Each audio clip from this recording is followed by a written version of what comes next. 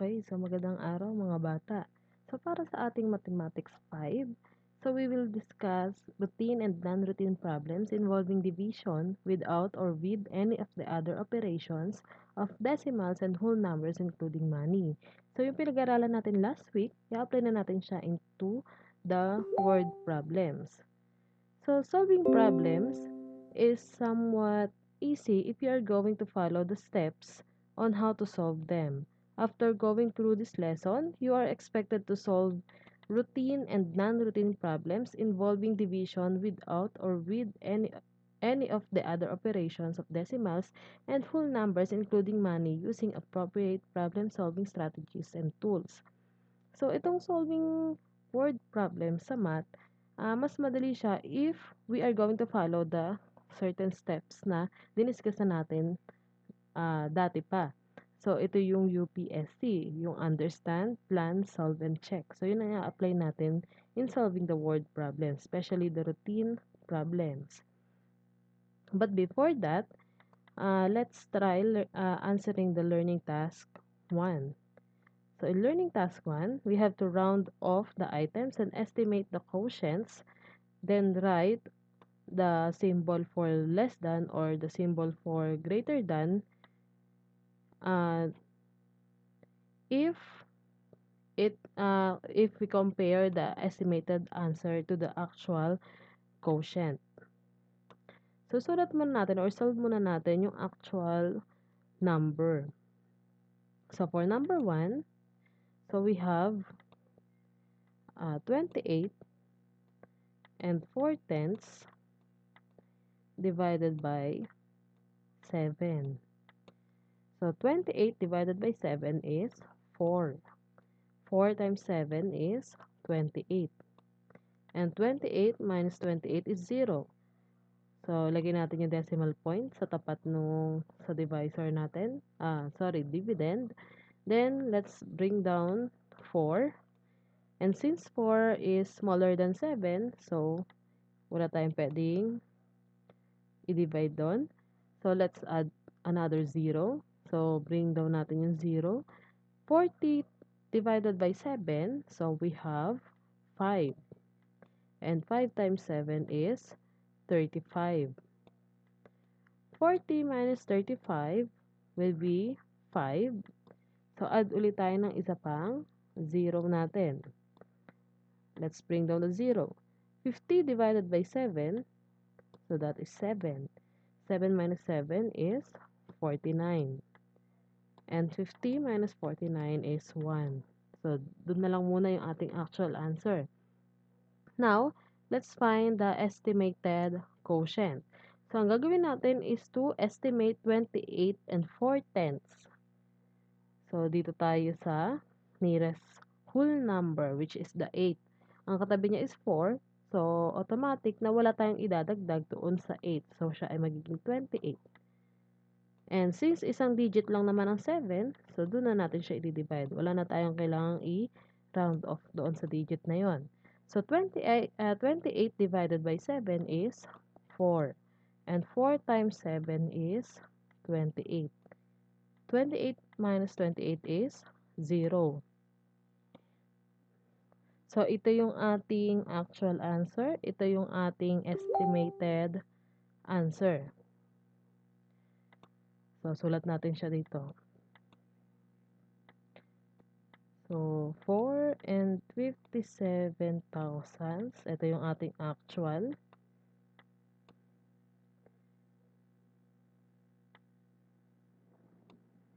Ang unahin daw po muna natin ay yung estimated quotient.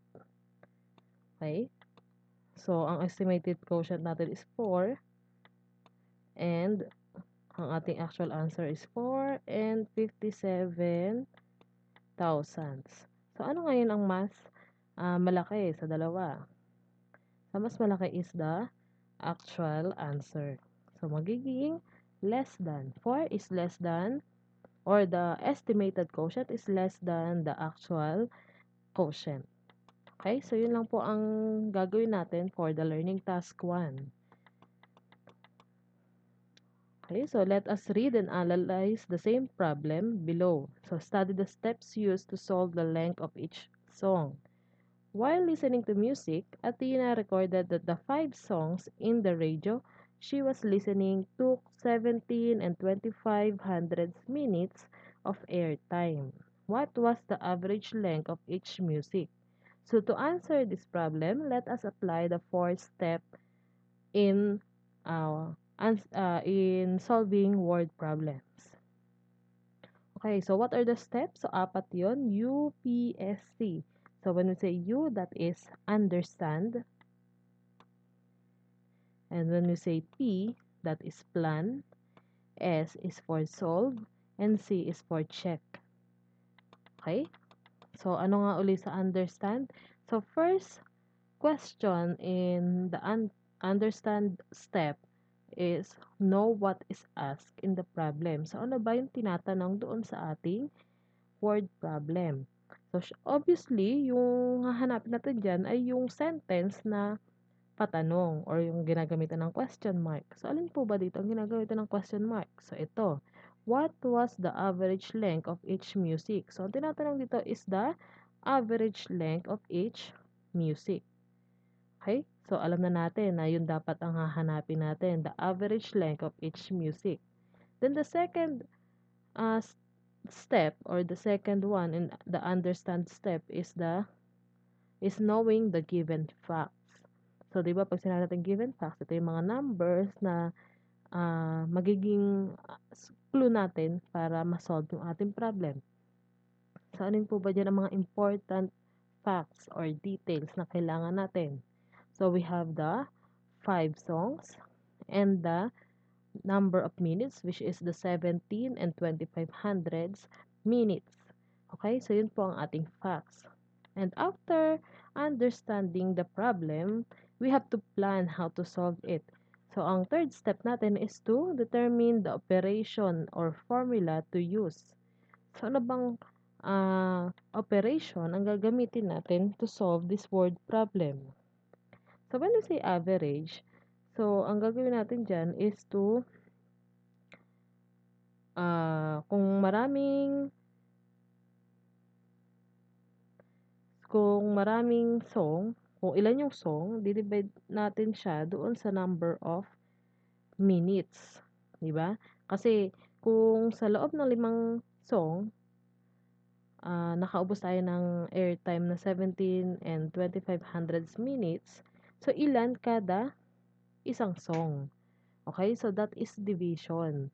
So i-divide natin yung 17 and 25 to the 5 songs para malaman natin kung ilang minutes yung bawat isang music. So, kaya ang ating plan is to divide. And, syempre, obviously, pag solve, di ba, pakita natin yung ating solution. And, paano natin siya i-check? So, simply, just by kunin natin yung kasalungat ng or the opposite of division, which is the multiplication. So, yun po ang gagawin natin para dito sa word problems. So, let's try the learning task 2. So, we have to solve the given problems below. So, write your answers on your answer sheet. So, for number 1, Desa, Ann, and D bought materials for their project worth 276 pesos and 45 centavos. The girls divided the amount equally among themselves. How much is each share? So, dito may clue pa lang. Divided. So, yung girls, hinati-hati nila yung ah, yung ginastos sa kanilang tatlo para alam nila kung magkano yung pagtatapuan nila bawat isa. So, ilan po ba yung girls? So, we have 3 girls, si Dessa, si Ann, and si D. So, hahatiin sa tatlo yung 276 pesos and 45 centavos. So, 276 pesos and 45 centavos. So, divided by the 3 girls. So, 27 divided by 3 is 9. 9 times 3 is 27. And 27 minus 27 is 0. So bring down 6.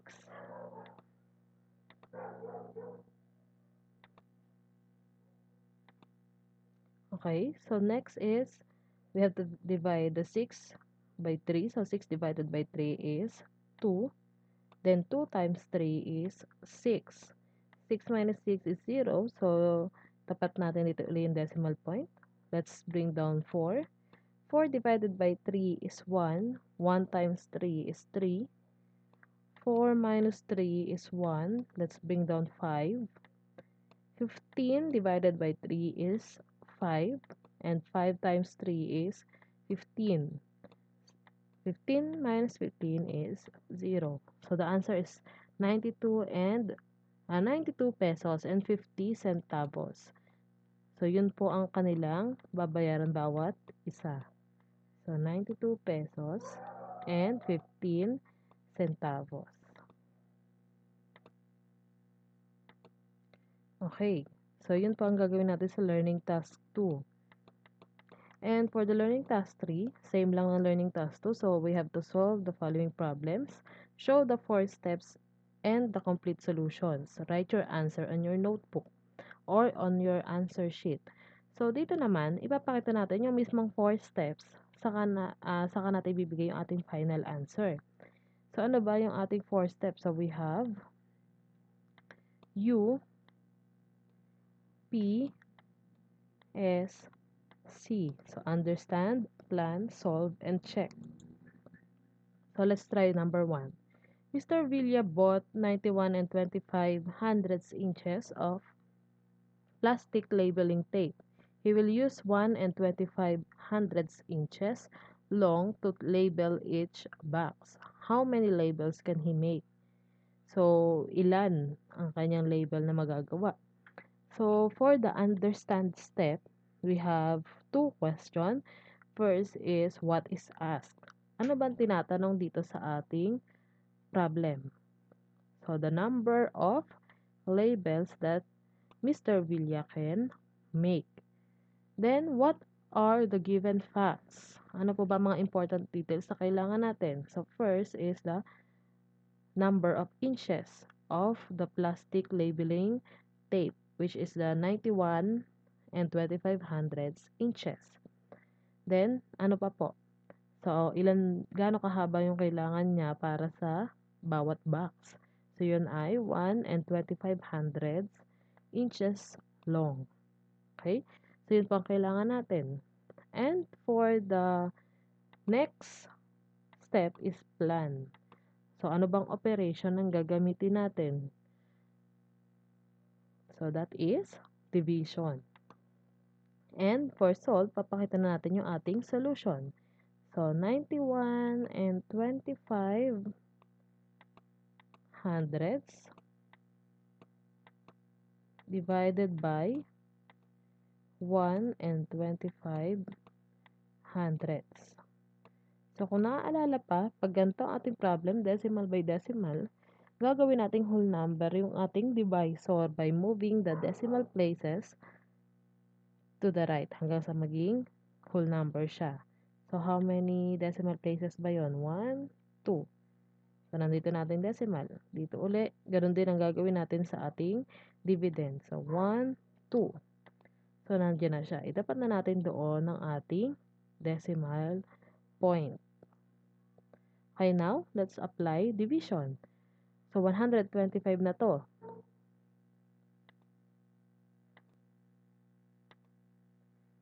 Okay, so, how many 125 are there in 902? So, assume natin na siguro ito ay 7. So, 5 times 7 is 35. 7 times 2 is 14. Plus 3 is 17. And 7 times 1 is 7. Plus 1 is 8. Okay, so yun ay 7. 7 times 125 is 875.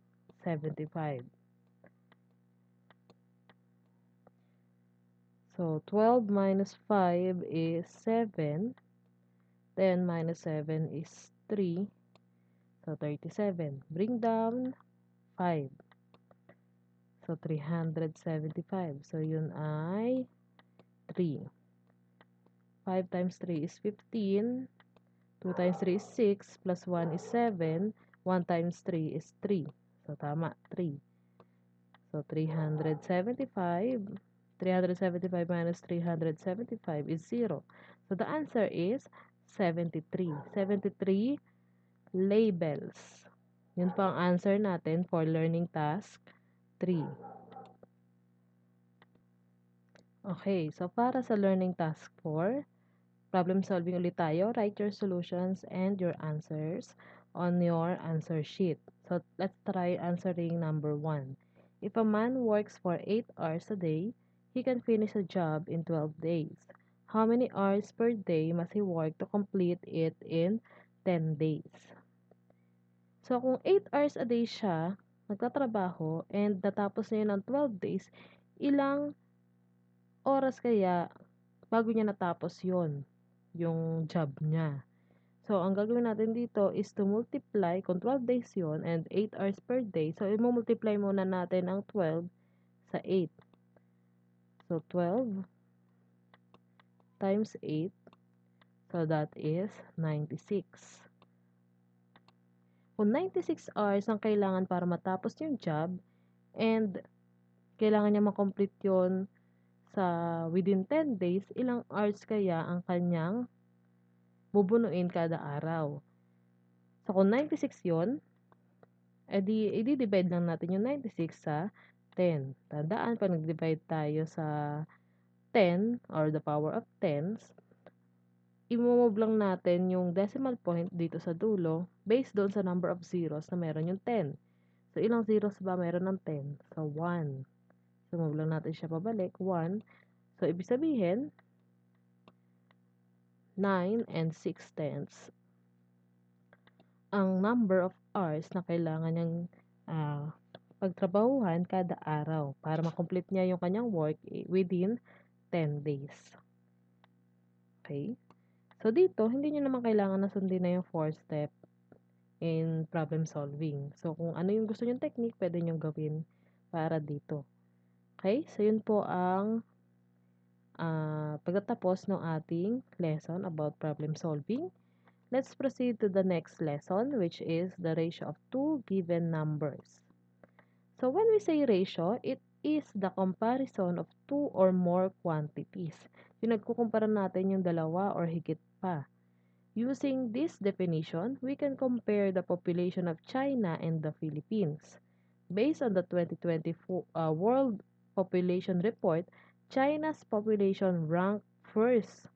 So sila yung first, sila yung may pinakamadaming population. So, 1,439,323,776. So, billion na yung tao doon sa China. While the Philippines placed 13th, pang 13 tayo. So, with a population of 109,581,078. After going through this lesson, you are expected to visualize the ratio of two given numbers. We can write the comparison of China's population to the Philippine population in different ways. So, pwede po siya gamitan natin ng gantong word, 2. Pwede rin yung dalawang tuldok o yung tinatawag natin na colon, or pwede rin through fraction form. So, China to Philippines. Kaya mauuna yung China. Kasi siya yun ang ating kino-compare. China to Philippines. Pero kung Philippines to China, magkabaliktad din yung value ng ating pinagko-compare. So, dito, since China to Philippines, so unahin natin yung population ng China. So, 1 billion to 109 million. 1 billion, tapos yung colon natin, 109 million. So, pwedeng fraction. Pero yung numerator, yun yung unang quantity na ikinukumpara natin, which is the China. Kaya siya nasa taas. Okay, we read all of these ratios as 1,439,323,776 to 109,581,078. So, lahat yan, kahit yung fraction, ang basa pa rin dyan is 2. So, yung word na 2. Okay, so let's try learning task 1. So, based on the figures below, answer the given questions. Write your answers on your answer sheet. First, what is the ratio of keys to seeds? So, ito di ba yung keys natin, yung susi? Keys, ilan ba ang keys? 1, 2, 3, 4. Kasi siya yung unang tinatanong sa ratio. So, pwedeng colon form ang gamitin. So, dito ay seeds, yung buto. 1, 2, 3, 4, 5, 6, 7. So, the ratio is 4 is to 7. Try naman natin yung number 2. Ratio of clocks. Okay, ilan ba yung clocks natin? 1, 2, 3, 4, 5. Clocks to seeds. So, ilan nga ulit yung seeds natin? 7. So, the ratio of clocks to seed is 5 is to 7 or 5 to 7. Okay? So, ganyan po ang gagawin natin for the learning task 1. Then, the number being compared is followed by the number to which it is compared to. So, laging magkatabi yun. Kung ano muna yung unang kino-compare, yun muna yung lalagay natin yung value bago yung pangalawa. We also call this as an ordered pair of numbers. A ratio can be written using colon, yung dalawang tutuldok, or between two numbers or in fraction form, which is yung numerator, yun yung unang ikino-compare natin. But a ratio is not a fraction. A rate is a ratio that compares two measurements. So, learning task 2, write each ratio in fraction and colon forms. Write your answers on your answer sheet. So, cups. Ano ba yung cups? Ito yung tasa natin. So, ilan ba yung cups natin? 1, 2, 3. So, lalagay lang natin siya doon sa kahon. Ilan yung saucers natin or platito? 1, 2, 3, 4. Okay, so yan na yung fraction form natin. 3 is to 4. Or, sabi daw, sulat din natin in colon forms. So, 3 is to 4. Okay, so yun po ang gagawin natin sa learning task 2. And then for learning task 3, meron tayong set of images na nandito, set of pictures. Diyan natin titingnan yung magiging answer natin dito. So, what is the ratio of squares to triangles? Bilangan mo natin yung squares natin. We have 1, 2, 3, 4. So, 4. And ilan kaya yung ating triangles? 1, 2, 3, 4. So, 4 ulit. Okay, so the ratio of squares to triangles is 4 is to 4. How about sa number 6 kaya? Dogs to frogs. So, ilan ba yung dogs natin? 1, 2, 3, 4. And frogs, 1, 2. Okay, so the ratio of dogs to frogs is 4 is to 2. So, yun po ang gagawin natin for the learning task 3. And another one, draw any picture showing the ratios of 3 to 4, 8 to 12, 8 to 2, and so on. Okay, so dito naman kayo ang bahala kung anong pictures ang gusto nyo i-drawing using the following ratios. For example, sa number 11, 3 to 4. So, ano ba pwede natin gamitin? Halimbawa, ito ay heart to circle. So, pwede natin i-illustrate sa ating answer sheet. So, 3